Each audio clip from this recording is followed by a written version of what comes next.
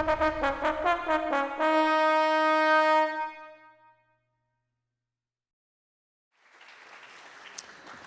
have a surprise lightning talk today, perhaps someone you've met before. Please welcome Luis.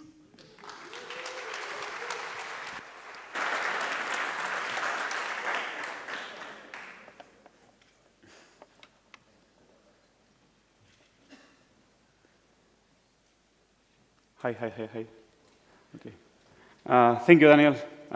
So yeah, actually, we had one lightning talk, but who we choose to give it said he cannot do it. So now you will have the no lack of having to support to listen to me. I have this talk prepared. Can you display it? Yeah, perfect. Now, wait. Shit. It's okay. I don't have notes, but I guess that's okay. So yeah, it's. I want to talk about physical change. Yesterday we went to the winery. I give you the problem. Now I give you the solution. Classic salesman. I have to move to another department. So yeah, my name is Luis Ascorbe. You might know me for having to organize this conference for 13 years. And if you were here before 2020, this is how I looked like at the time, 7 years ago. Yeah, you know, like 180 kilos of pure alpha male, basically a super chat. So here's my story. In 2018-19, I was at my peak, you know, in terms of physical health. But I became a parent, and one day I was holding him on my hands, and I thought to myself that I don't want to be a fat dad in 20 years. I want to climb mountains with him. And then I decided that I needed to change, right? So I started to, I was already doing like some, you know, like random shit at the gym. So what I decided to do is to start changing something else, and that was my nutrition. And when I say I start to do some things, what I did is that first I started with avoiding sugar on drinks. So that means like Coke, things like that. I love that cat. Have you seen the cat? You know, like no sugar on the coffee, no Coke, no Fanta, you know, things like that, juices, things like that. While I was, you know, going through this process, because it actually takes a lot. If you are used to put sugar on your coffee, in your coffee, and you remove it, it takes like, it took me, I think it was 2 to 3 months to get used to the taste of the coffee without sugar. Yeah, just give it a try. Trust that your paladar, I don't know how to say it I think it's the same name, your taste is going to adapt over time. And while I was doing this, I learned about intermittent fasting. And I read about the benefits, and like a reduced percentage of cancer, things like that, and decided to give it a go. So, you know, like for those who do, does someone know what's not intermittent fasting? Does everyone know? Yeah.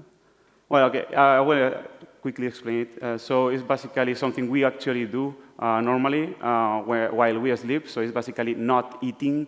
And then your body kind of enters in this state where it cleans itself. You know, it reuses like dead cells, things like that. So what that does is your body, it helps your body to get rid of the bad stuff, let's put it that way. Like a good analogy is when you think that your body is like a house, and then you have like the chimney, and you have to maintain the fire there, and then you have wood all the time, and you put wood there all the time.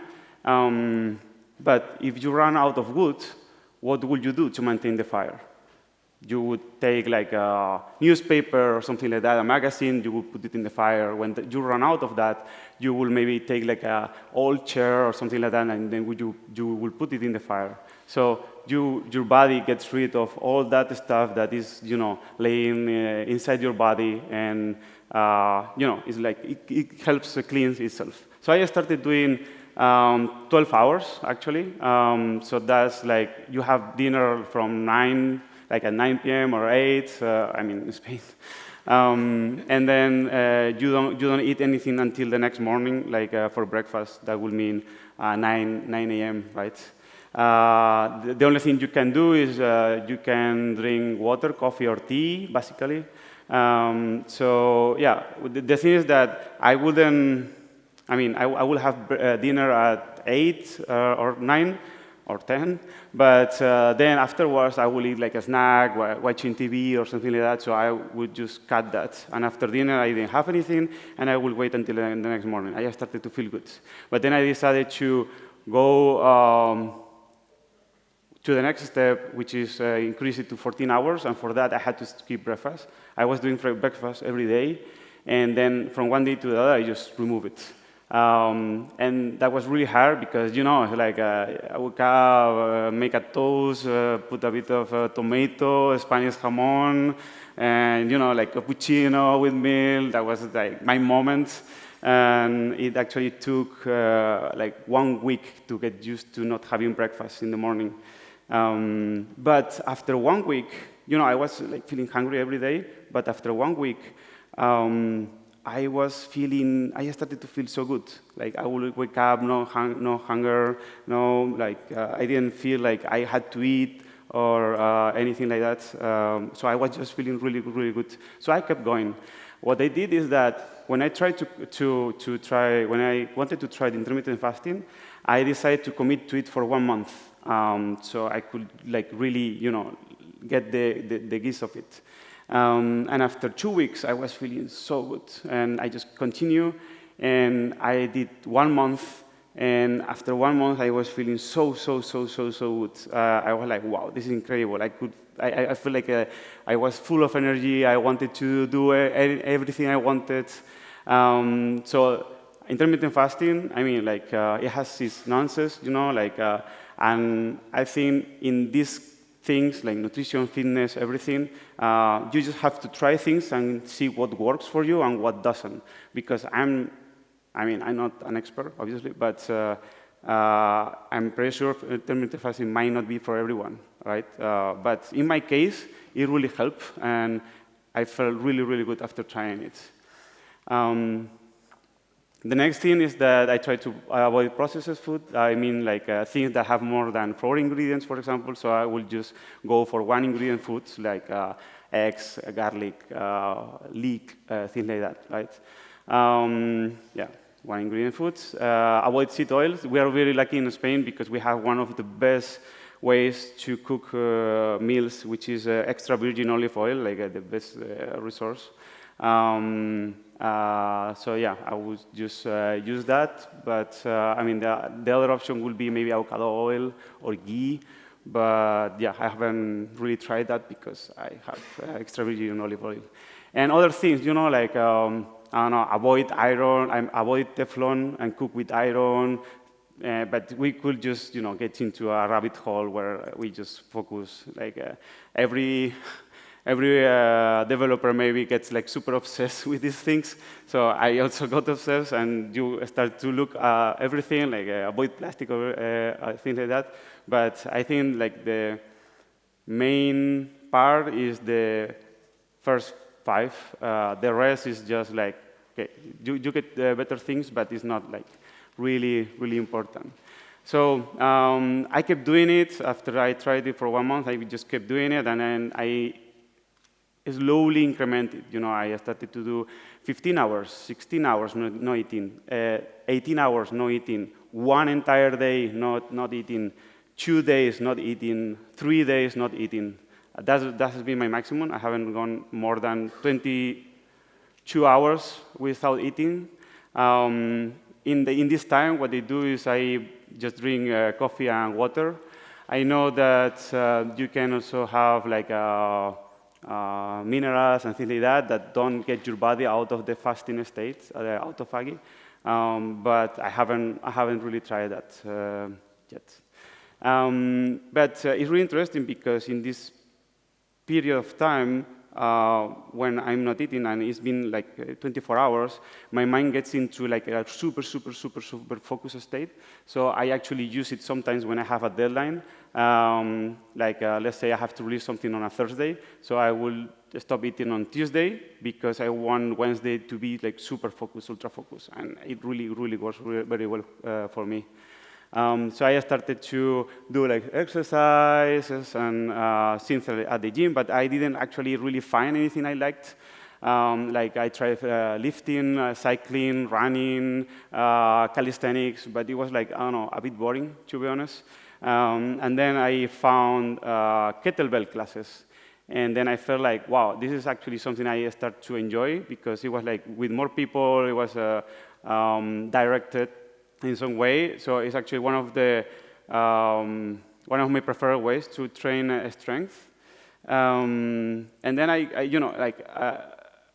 think that there is something for everyone. Just try things until you find something you like and stick to it.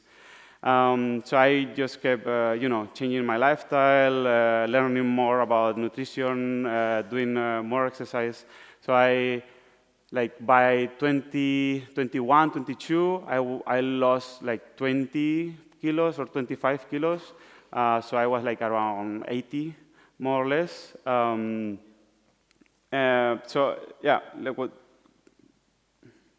the gist of it is don't try to do everything at the same time. Just learn over time about things and try to adapt them. This is what I did, and this is what has worked for me, right? So fast forward to today, I went down to 71 kilos, and now I'm at 80. I'm talking about weight because it's an easier way to visualize the change. But actually, I tracked that, but I didn't get very obsessed with it. I was more like, I was looking more into the size of your wrist or the breast or arms, things like that, or like movement, right? If you can squash or you can, hold yourself for 1 minute, things like that. When I started to achieve those goals is when I actually said, okay, I'm actually making the change I wanted to have, right?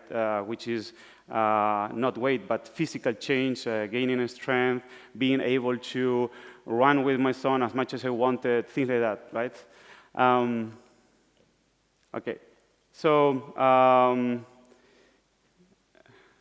in these 5-6 years, I achieved like every kind of goal I was setting for myself. 2 years ago, more or less, I started bouldering, climbing indoors, and it's actually something I really love. Like I just go there and I start to do routes, and for me, it's a way of meditation because I'm like ultra super focused on what I'm doing, where, how I put my weight, what I hold, what I do, and everything vanishes, right? It's like these 1-2 hours where I don't think about anything else than just climbing, and it's kind of therapy for me in a lot of ways.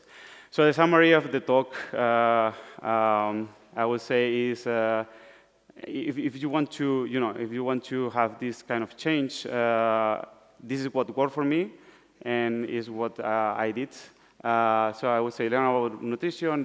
You might try intermittent fasting, exercise, but find something you love because it's not like you do things and then it will work. I believe that if you don't like what you are doing, then you are going to go there 3 days and then you are going to abandon it, right? So just find something you like, try things until you find something, and it will just come naturally, whatever you want to do. I think, Mustafa, you do like 5 days football, something like that, no? Yeah, 5 days football, no?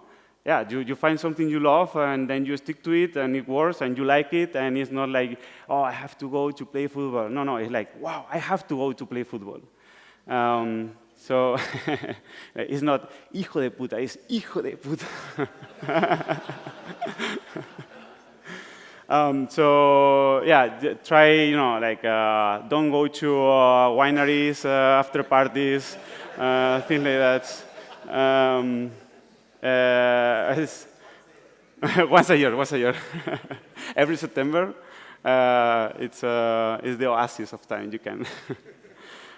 So avoid the stress. I mean, it's easier said than done, but yeah, I think in that way you can, try meditations, things like that, see what works for you. Try to get good sleep. This one is really important, actually. In my case, it's not something I ever had to worry about. I have like a really good sleep, so I have no idea what to recommend here. And yeah, while you are doing, like, you are learning, you are doing this transition, thing like that, I wouldn't recommend to get into supplements or things like that. I mean, like magnesium, omega-3, things like that. Like you can avoid it because it's like something like extra nice to have, but not really important. Oh yeah, I built an app that I launched before macro counters were cool. Like 1 year and a half ago, but I never actually really continue working on it. It's there on the store. It uses Revenue Cut as a system for subscriptions. Thank you for that, Revenue Cut team. That really helped to build it. So yeah, I just want to finish with a message. And it's like,